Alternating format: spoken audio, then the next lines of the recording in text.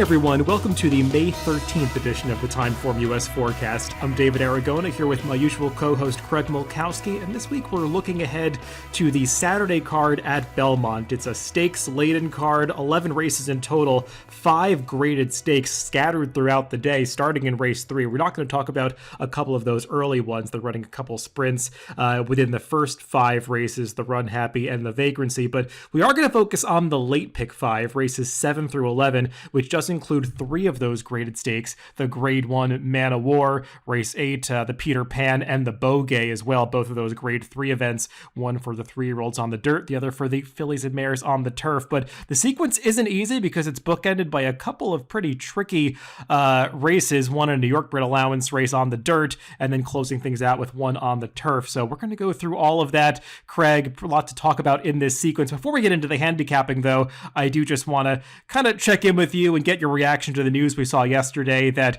Rich Strike will not be competing in the Preakness Stakes. Somewhat unexpected, I think, for a lot of people to see that. What do you make of that? You know, it was always going to happen one of these days. The way the game is changing, horses just don't run back. We see it all the time. We just don't see it with the winner. I mean, we see horses skipping the Preakness constantly. And a lot of the term new shooter came about because that was the only way we would have a decent field in the Preakness. So I'm not surprised. I kind of put something out on Twitter, half in jest, and got people riled up about they may need to move the Preakness. But I think it's a matter of if and not when. It's going to happen because now the precedent's kind of been set. And, you know, we hear it all the time. The trainers don't really want to run back in 2 weeks. Heck, a lot of them don't want to run back in 4 or 5 weeks. So it wasn't a huge surprise, to be honest.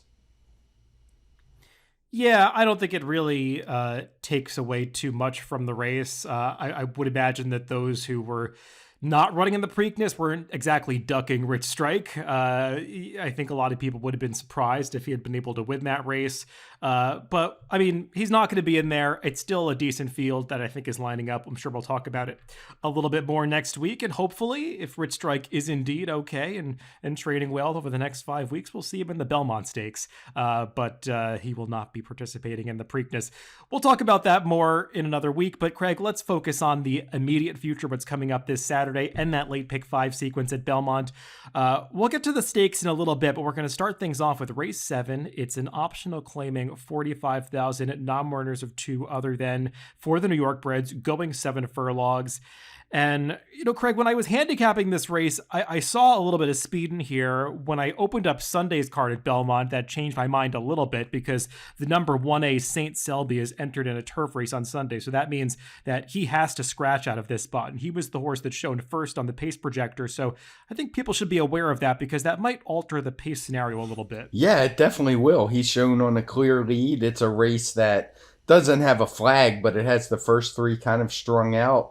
Just kind of glancing at the preview page, I suspect that might make this have the favors early flag.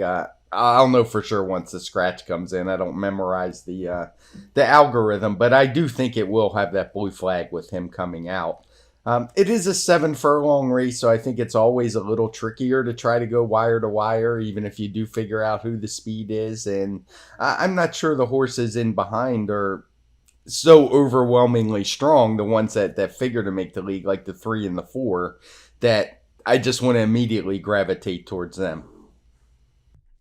Yeah, and especially the number 4, Foolish Ghost, who figures to be in front. I think he probably would have been in front of St. Selby anyway, just given the fact that he's drawn inside, and that's the way that he runs. Foolish Ghost is pretty hard to trust because his form has completely fallen apart as of late. He definitely has some big speed figures going back 4 or 5 races to last summer when he was in the best form of his career, but I don't really know what happened to him. He just kind of fell off a cliff. I remember over the winter at Aqueduct, Ray Handel had entered him in a $25,000 claiming race, was a vet scratch that day, missed some workouts. Now he's coming back for the $45,000 tag. I mean, I guess I'm not going to be shocked if he wires the field, given the pace advantage he might enjoy, but he's a little tough for me to take. Yeah, I agree. There's a lot not to like about him for a horse who is going to take some money, especially if he looks like the easy loan speed as he's going to do. So there's a few others that I like in here more than him for sure. And I guess I'll start with the 6 Mass Marauder. He is the second choice on the morning line. And he had kind of a big jump up, and you might think it was just the mud because it did come over a muddy track. He ran a 113 TimeformUS speed figure, which was a career best, but it's kind of important to note he spent a lot of his career on the turf. He even had a synthetic race, but I think he's probably been better on the dirt all along, and that race has actually come back pretty strong. Key Point won the feature, I think it was yesterday. I don't have a figure yet for that race, but he did it in hand, doing so very well. So I don't think there was anything phony about that race. And he's one that I definitely think I have to use. The morning line favorite, the 9-horse 7 Lilies, obviously drawn outside. He ran a decent 109 figure last time out in a race, the 1-turn mile at Aqueduct. It just didn't have any pace at all. It looks like maybe he hung a little in the stretch, but I think that's totally forgivable given the pace setup that he had. Dr. Ardito just kind of got the jump on him and was able to run away from him, and he's no slouch either. So I think 7 Lilies is going to be strong in here. And I mean, I don't have anything too clever. Gemography, it kind of makes it easier for me with the entry scratching because I think St. Selby was probably the tougher part of the entry. I guess you always got to give a look to a first-time Rudy Rodriguez claim. It's ridden by Irad Ortiz, but I'm not nearly as worried about tossing the entry out as I would have been if St. Selby showed up. Yeah, I have two minds about St. Selby scratching. I'm happy that he scratched because he was the part of the entry I didn't like at all. I thought he was facing very, very weak fields in his last couple of races. So he was not for me in this race, especially as likely having to tangle with Foolish Ghost on the front end. And I thought Gemography was a little more interesting for just first time off the Rudy Rodriguez claim. You always want to be afraid of those horses. This one maybe not the best claim in the world because they claimed him for 62,000 and he's dropping down to 45. But still, this is probably where he belongs based on his recent form. So I think Gemography was the more dangerous. We'll see. He's probably not going to get as much pace to close into now, though. With regard to the pace, I still think it could heat up a little bit because even though the pace projector doesn't show a couple horses forward, I think you want to be aware that the number 3, Listen to Your Heart, doesn't have the fastest early pace rating, but has run his best races when he's sent to the front end. And I feel like Joel Rosario is going to know that and try to get this horse as forward as possible. And the number 7 Bronx Bomber is a horse that has a lot of early speed, and they kind of made the decision to ride him as a closer for a long time. I think Rudy Rodriguez, he was a horse that was having trouble winning races. They tried to take him off the pace, but he always had a lot of early speed. He was a speed horse going back to the beginning of his career, and last time I know the Connections kind of made the decision to change it up again and go back to the old running style, and they rode him forwardly, and he still possessed that early speed. And I think if a lot of Bronx Bombers races looked like that last one, he'd be much more forward on the pace projector than he's shown. So just be aware of that. I wouldn't view this as a pace that's going to really disadvantage closers. So I'm not against the horse that I made the boarding line favorite, 7 Lilies, for that reason. I think 7 Lilies is probably going to get a decent trip. I agree with everything you said about the pace situations of his last couple races, Craig, and I just think 7 furlongs is the right distance for 7 Lilies. So in my mind, he's the horse to beat in this race. I was not quite sure what to do with that other horse that could take some money, the number 6 Masked Marauder, the other Rudy Rodriguez horse. As you said, Key Point did come back to win yesterday and looked good doing it. I don't think you made the figures yet, but I did see the buyer.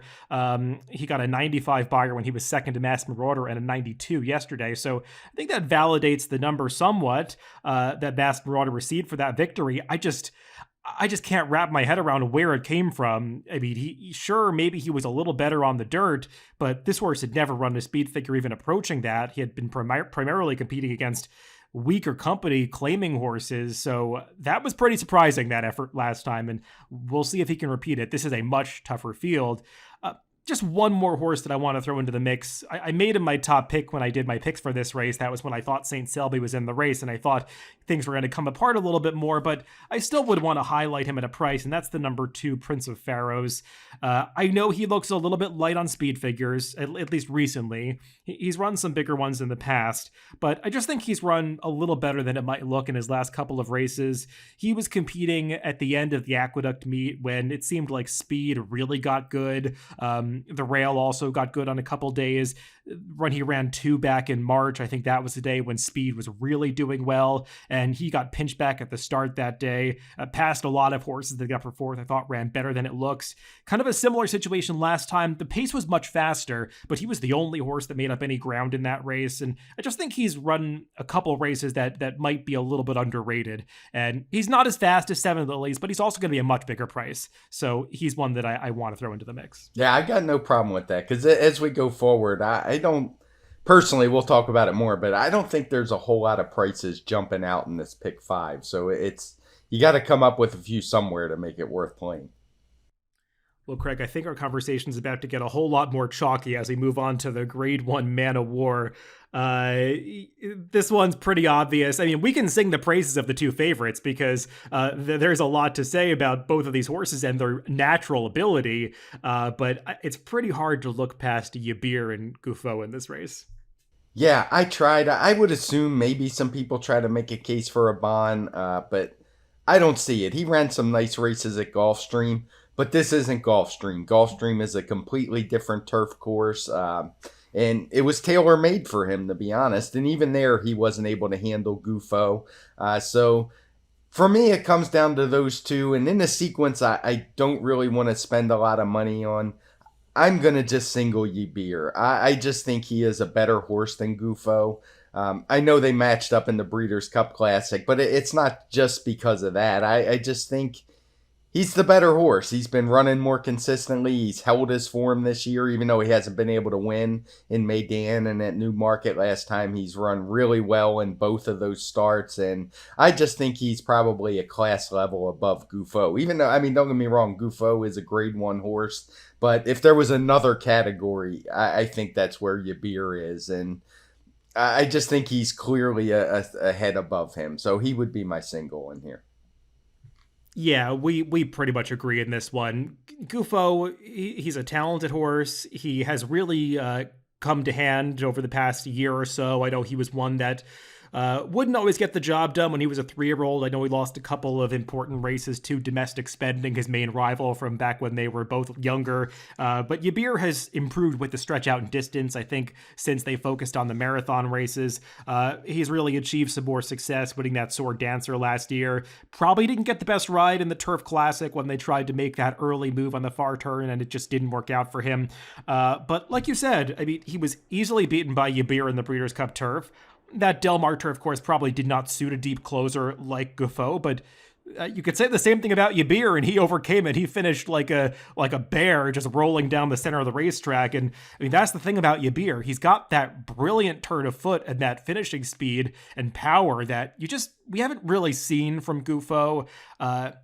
I guess some people might want to be a little bit concerned about the fact that Yabir lost his prep race at Newmarket last time as the 1-5 favorite. The winner of that race is a nice horse, but really not group stakes caliber. So, I mean, I guess some people might want to downgrade him based on that performance, but Craig, I'm viewing that as purely a prep, just a stepping stone. I mean, he was running back only 4 weeks after competing in Dubai. They probably weren't having him fully cranked up, knowing they were coming back to America to race here in this Grade 1. So I'm not going to get too caught up in that loss in the prep race. Yeah, and what you just said actually mirrors the Timeform comments for him. The last sentence actually says he'll be better judged on other form when he next appears. They're basically telling you this race was a prep race. It wasn't the main goal for him. And really, after last year, it's kind of hard to go against Charlie Appleby. He basically won everything he showed up for. So it's kind of hard to try to buck that trend till I see something different. Yeah, Gouffo did look like he ran maybe the best race of his career last time in the Pan American. He really inhaled Yabon and ran by him easily. It just feels like he's meeting a serious rival in Yabir. So I agree with you, Craig. For a pick five purposes, I would be pressing Yabir. I'd use Gouffo as a backup, but I would really want to have most of my play going through that Charlie Appleby runner. Before we move on, as a vertical player, I'm tempted to give a look for underneath to Easter. Did you have any thoughts on him? I just thought he had no shot in his debut when he just had absolutely no pace. He's stretching out a lot in distance, but I didn't see a lot of his Euro form. So any thoughts on him at all? Yeah, for vertical purposes, I think I'm glad you actually bring that up because I know neither of us are the biggest fan of Abon. Maybe he's going to have a pace advantage in this race, though. The long shot's so high might have something to say with that. So you do want to kind of take a look at the 2 Graham Motion horses in here, one of which is Easter. And I don't disagree, he didn't get the best pace setup last time.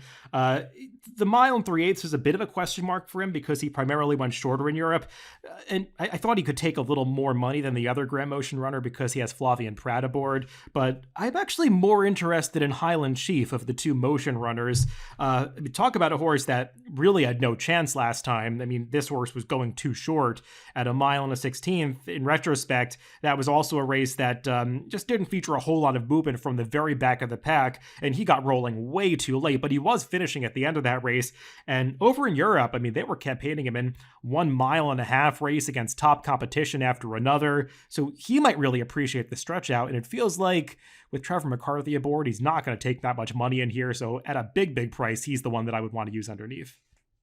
Moving on to the 9th race, the middle leg of this pick 5 sequence, it is the Grade 3 Peter Pan, the local prep for the Belmont Stakes, this one going 1.125 miles for the 3-year-olds, and Craig, we've got a lot of unproven horses in here. Some that have tried stakes company before, some that will be making their stakes debuts, but it seems like everybody in this race really has something to prove. I had a tough time making a morning line because I'm not really sure where the public is going to go. I think you could make positive cases for about 6 of the 8 runners, maybe more. There are a couple long shots on the outside that I guess aren't totally hopeless. Where did you want to start here? Yeah, the first thing when I looked at this race, it was one I said, I wouldn't want to make that morning line because, yeah, it was. It's a pretty tough race. I guess I'll start with the horse that ran the best speed figure last time, and that would be Golden Glider. And of course, when I say that, I'm talking about a TimeformUS speed figures. And he's a horse I just wasn't really. I haven't been sure what to do with him all along. I haven't really been a fan. He kind of came out of a easy win at Tampa, didn't run into Davis. But what struck me as interesting, he's one of those horses who every single time out, he's made an improvement in his number. And he did it again last time, all the way up to a 17, which is best in the field. Now, I think pressing the pace had something to do with that. But in retrospect, the Bluegrass was a pretty strong race. We saw both Zandon and Smile Happy run decent races in the Derby. Obviously, Zandon better than Smile Happy, but I thought Smile Happy ran deceptively good. So I think that was a pretty strong race, and I landed on Golden Glider as my top pick out of that. I'll turn it back to you. There's some others I definitely want to talk about that I'm going to use. It's not like he's a single, but I liked what I saw from Golden Glider. Yeah, I ultimately made the decision that I wanted to steer away from the horses that were coming out of those Derby preps. Maybe that's not the correct way to look at it, but I felt like Golden Glider was carried along a little bit by the superior competition last time. You probably wanted to be close to the pace in that Bluegrass. The only horse that really made a big run from the back was Zandon. Otherwise, there was really no movement. So I thought he was maybe carried along by being so close to that moderate pace. The 117 TimeformUS speed figure kind of stands out in this field as clearly the best number.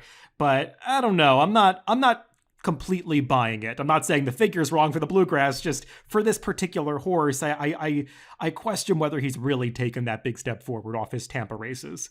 I mean, We the People is the other horse that probably is going to take some money coming out of a Derby prep.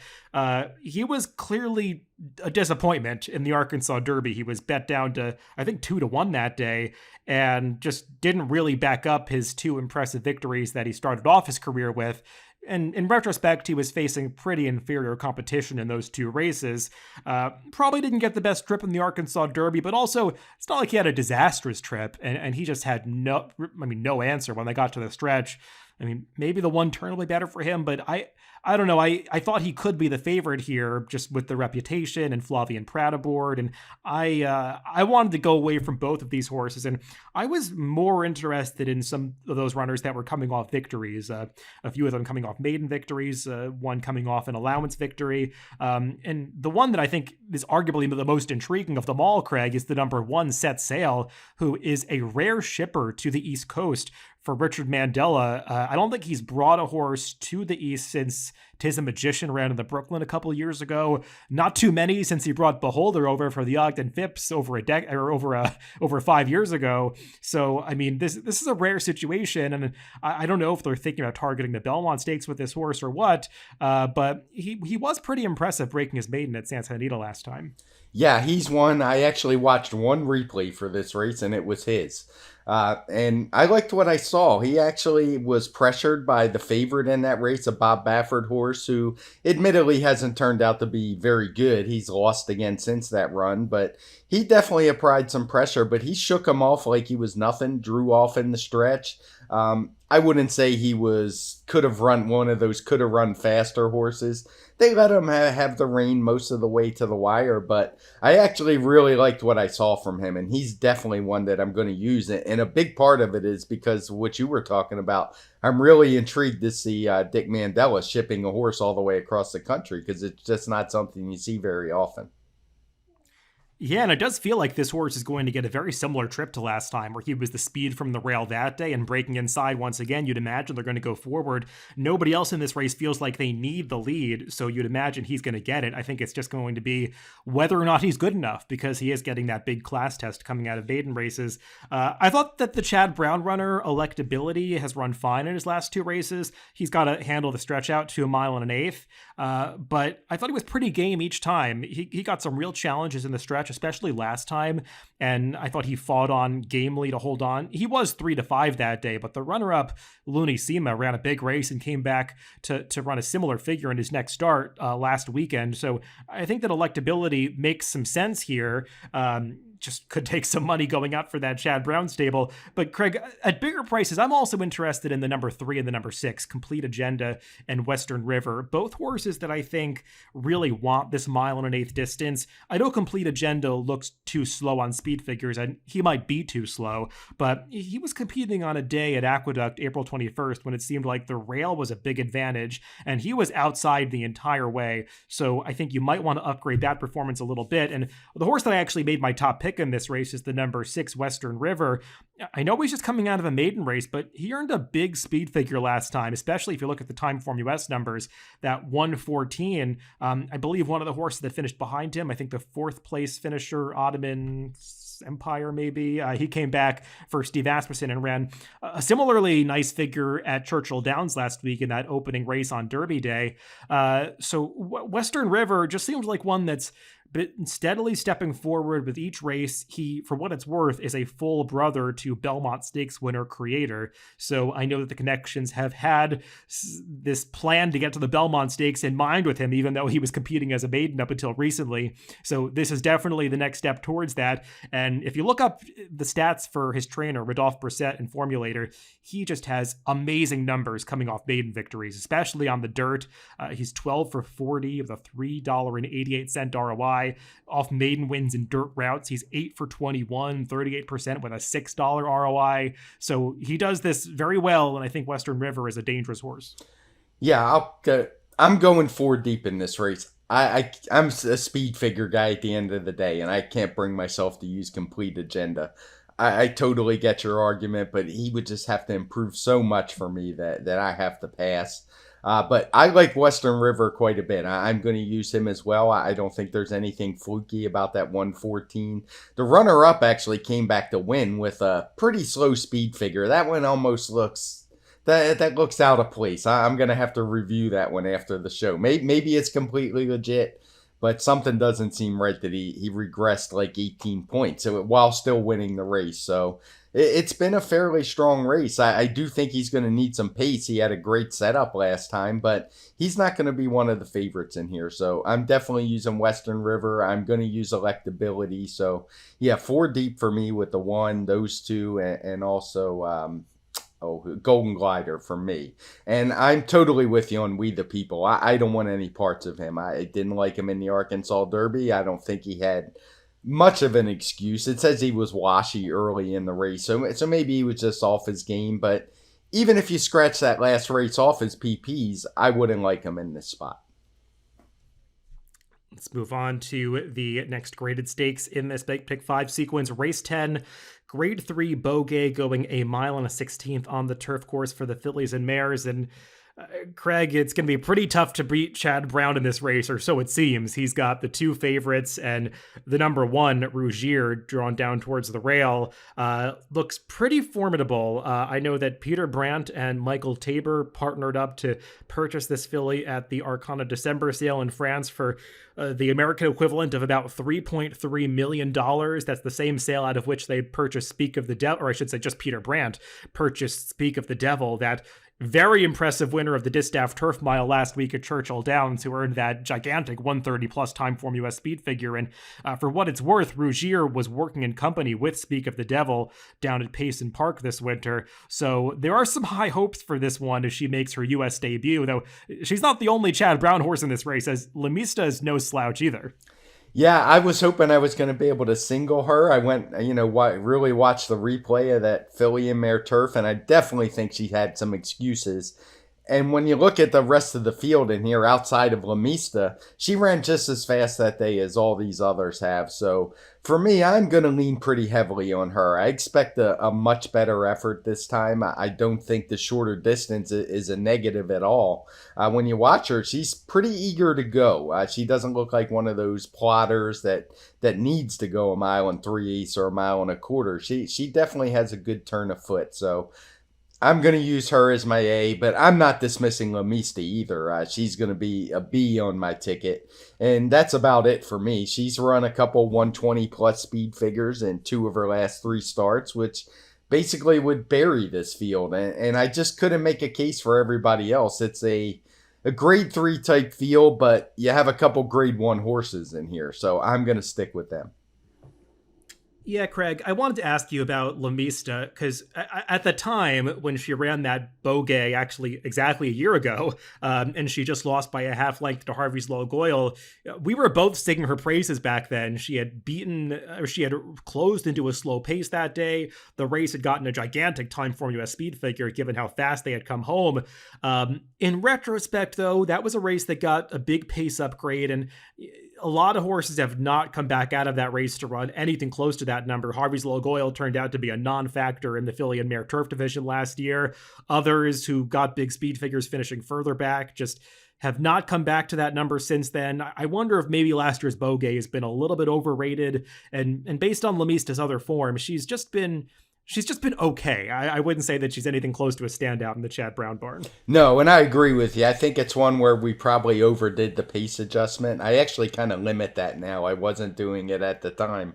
And yeah, I could say maybe we definitely overdid it. I have no problem admitting when I get a figure wrong, and I do think that's one I got wrong. You can see it from the other horses in there. But I still don't think that makes her a non-contender in here, because she's just better than everyone else in the field. It's hard for me to get excited about Plum Ali or Runaway Rumor. I think we just know what they are, and I'm not even sure outside of Plum Ali, who's probably a decent grade 3 horse. The others, they just don't do it for me.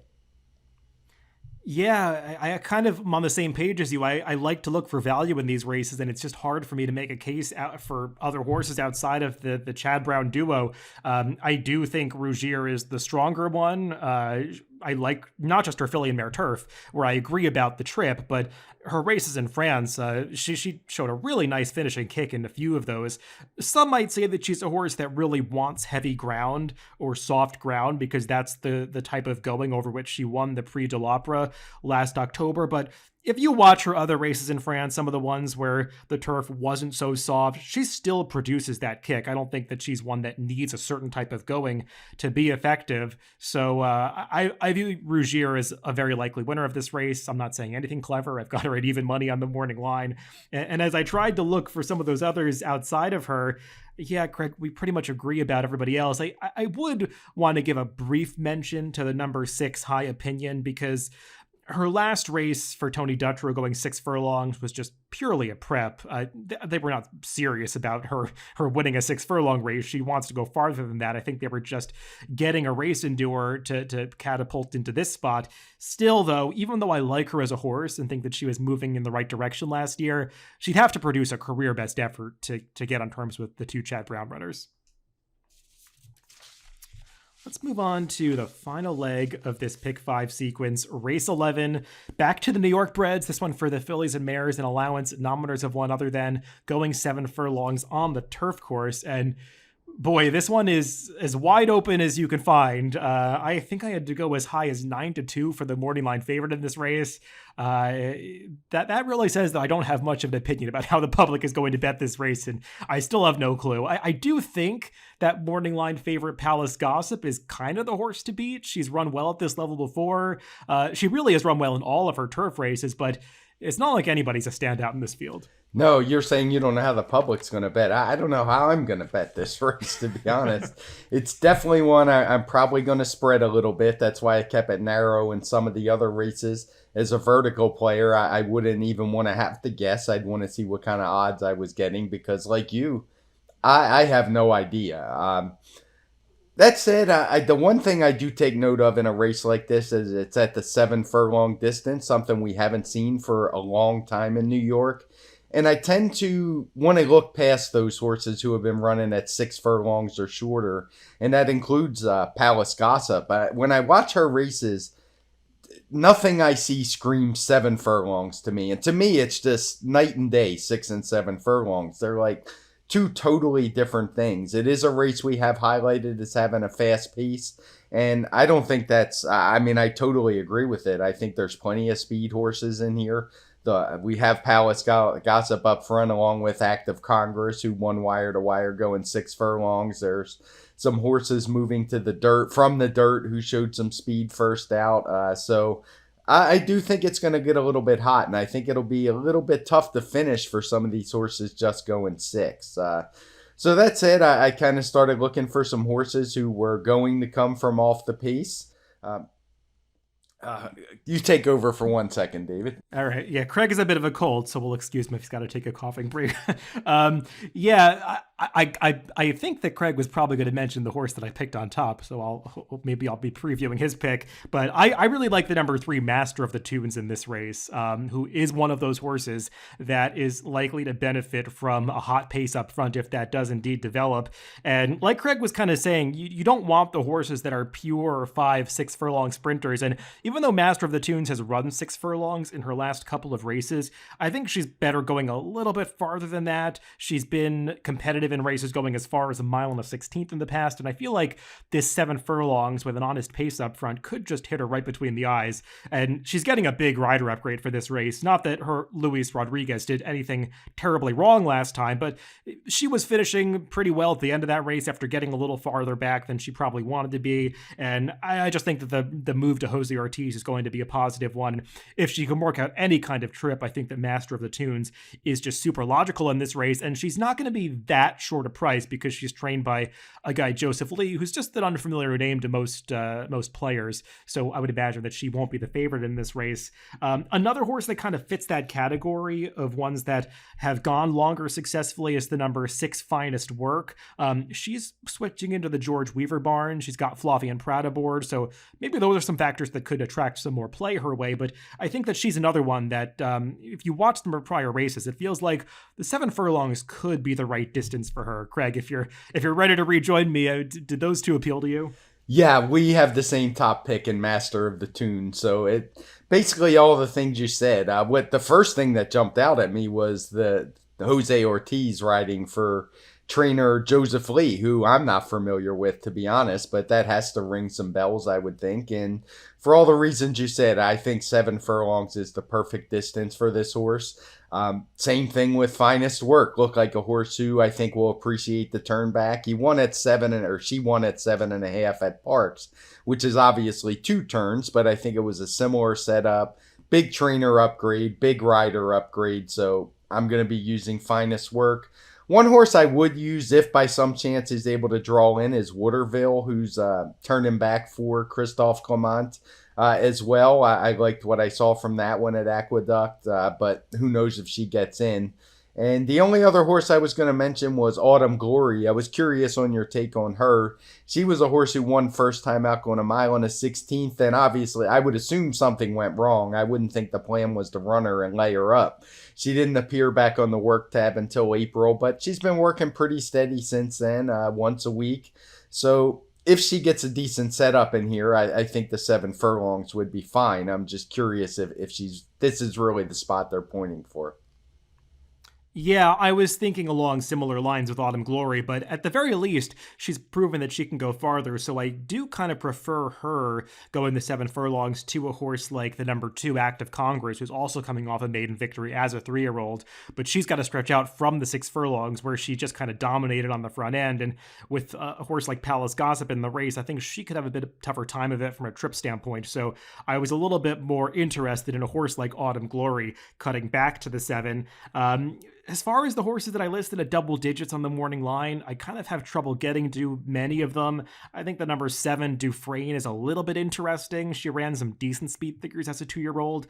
I guess with routine improvement coming back for her 3-year-old season, she could take a step forward, and Michael Trombetta can often be dangerous in these turf races at Naira, so I don't want to discount her. She's one that I would use kind of as a backup in this race, not among my top picks, but I would make Master of the Tunes my A here, and you were saying that you wanted to try to get through this sequence a little bit thinly because there are favorites that we're not trying to beat in a few of these races, Greg, particularly those 2 graded stakes, the Man of War and the Beaugay. So I guess this is one where some people might be tempted to spread, but I'd even try to go a little bit narrow here and really use Master of the Tunes as the only A with about 4 or 5 backups as Bs or Cs. Yeah, it's kind of the same thinking for me. Like I said, this is not a sequence I want to spend a lot of money on because I do think it's going to be a couple heavy favorites in the middle winning. But I think there is some value. So, as I said, kind of just going back to the 7th, I started out with the 6-horse Masked Marauder, who I thought was fine, 7 Lilies, and the entry. So I probably go about 3 deep in there.